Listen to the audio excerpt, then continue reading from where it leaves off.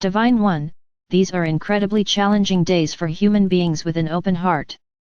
We are glad you reached out to connect with us and asked us to help. We will do what we can to comfort, empower, and support you.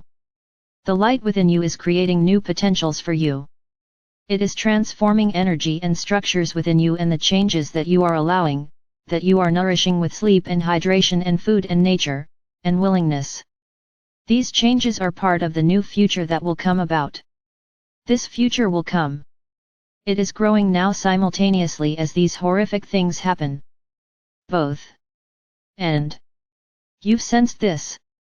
You see the newness in the many other love-filled humans who like you are heartbroken about the famine in Gaza and the suffering of the Palestinian people, and who like you feel outraged that this is happening. That this is happening now, when the world in fact, has so many resources, is truly heartbreaking to see. And human beings also have history experiences which that could inspire, and bring about different decisions by leaders and those with the power to change this. And so far that is not happening. Those in power are not making life-giving decisions. They are making selfish decisions in an attempt to hold on to the power they have. They, like you, feel this same growing new energy arising. They do not understand it the same way, but they feel it too.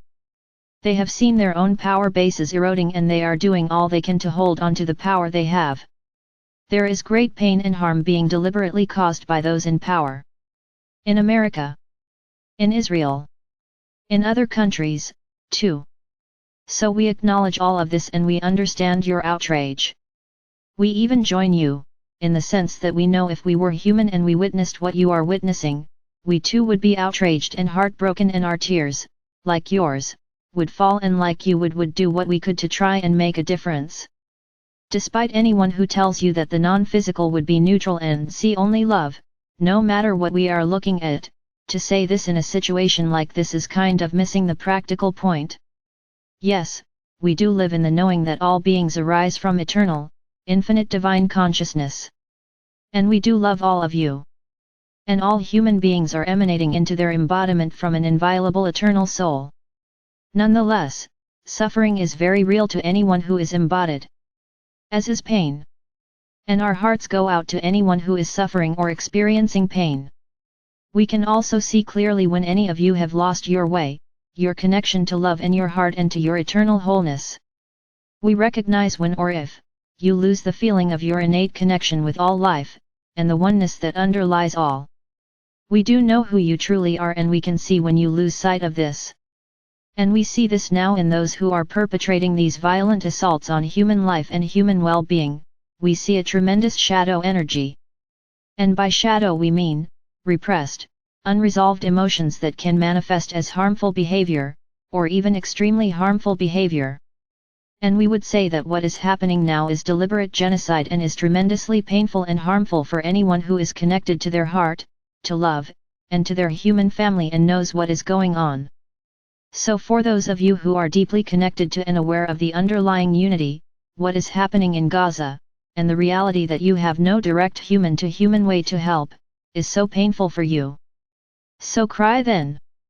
Help spread the word. Talk with your friends. Be with others. Do what you can. Make phone calls. Protest. Speak up. Keep your heart open and witness and hold those who are dying in your heart. Send them love and light and grace.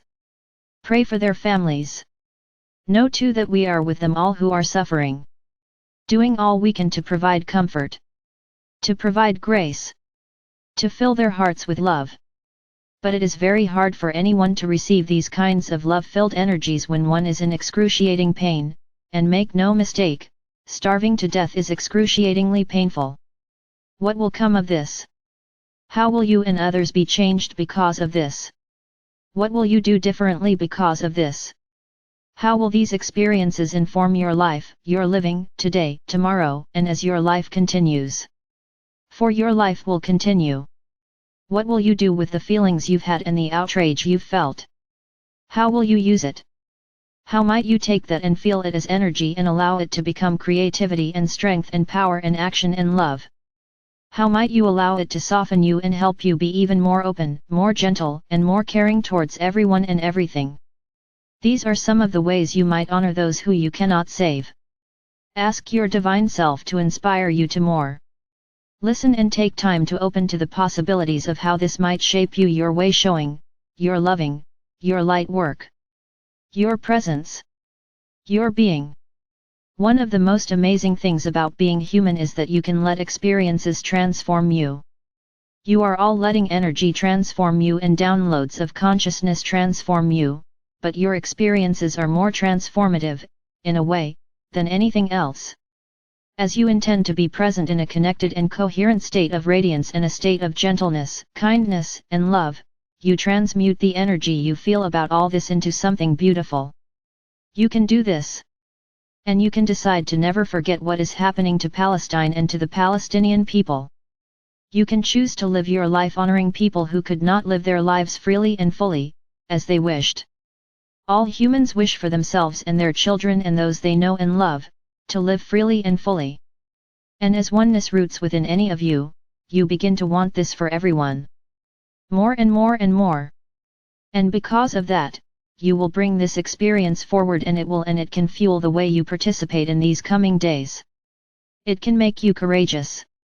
It can help you to notice things that begin to erode the rights and well-being of others well before it proceeds to this point. You can see the earlier signs of hurt and pain and suffering in those around you and too in yourself, and not abandon yourself or others, but tend to each as you sense is needed, with kindness, with warmth, with understanding, with camaraderie, with love. Allow these lives to have meaning by learning to be more loving. That is one way you might allow what you are feeling to take root in you and grow. Let their lives be cherished by taking the feelings and desire you have to help and pouring it into love. Pour it into loving others. Pour it into making beautiful things. Pour it into whatever you can, and remember them as you do this. Let this be a way your heart grows in openness and flow. Let this be a way the divine light that pours through you, increases.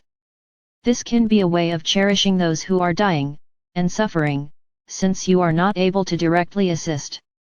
Let your heart open more. Choose to become someone becomes more open and more loving because of what is happening now. That is the best advice we can give to you, except to also add this: call upon your divine self and ask it to fill you, at least once a day, with the energy of peace and love and harmony, and with the eternal light of who you truly are. Bask in the light that you are, at least once a day. It will strengthen you and replenish you. I am Archangel Michael with the Galactic Dragons and the Council of Radiant Light. We are here for you, always. We love you very much.